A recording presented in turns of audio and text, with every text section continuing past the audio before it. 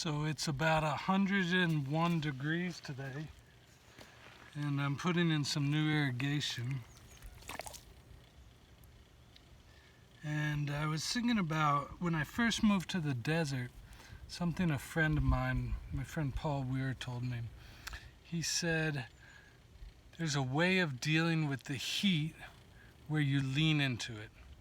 And he said, if you try to escape the heat, it will really cause you a lot of suffering and misery. But if you just lean into it, there's a way of having a kind of at ease with it. So I did it, and it worked. There's something powerful about it. And there's a similar concept in Buddhism. The Buddha talked about it in his teachings on 12 links of dependent origination in terms of Vedana, in terms of feeling tones. Shinzen Young, great meditation teacher, also a mathematician, puts it in this equation, which can be quite useful.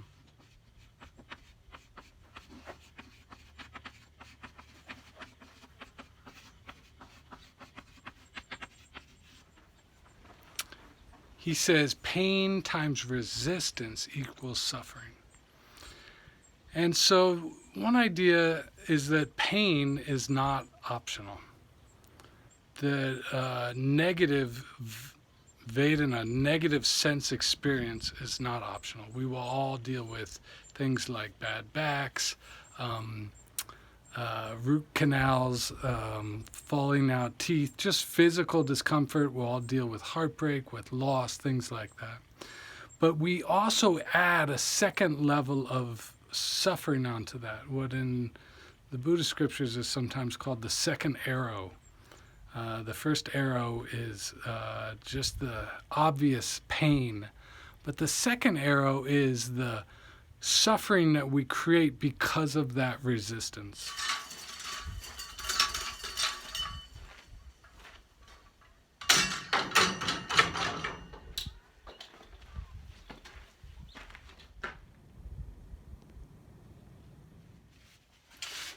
There are a lot of ways of working with this idea, and we'll get into that in future videos. But for now, I just want to invite you to start thinking about trying to identify the difference between these two things. Try to identify pain that's inevitable, that's unavoidable, and suffering that is kind of something we overlay on that. Here's a classic way of thinking about this. Getting sick before you're supposed to go on a vacation. You know that feeling you're starting to get a sore throat, and the amount of suffering we overlay on that because we're worried about getting sick, right? So that's an example. I'm not saying, I don't have a solution, right? We're not getting into that yet.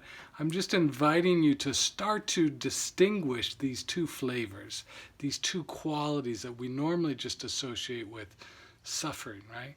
But they're two different things. So what we're actually having to deal with in any given moment, if we just take that moment and say, do I have what I need to handle this moment? The answer is always yes, right? The answer is almost always yes. But then what we overlay on that is projections around the future, concerns, anxiety, and then it becomes overwhelming. Then it becomes a tsunami. Again, so one way of working with that is just for now, start to see if you can distinguish between those two things, between the difference between pain and the suffering that we overlay on that.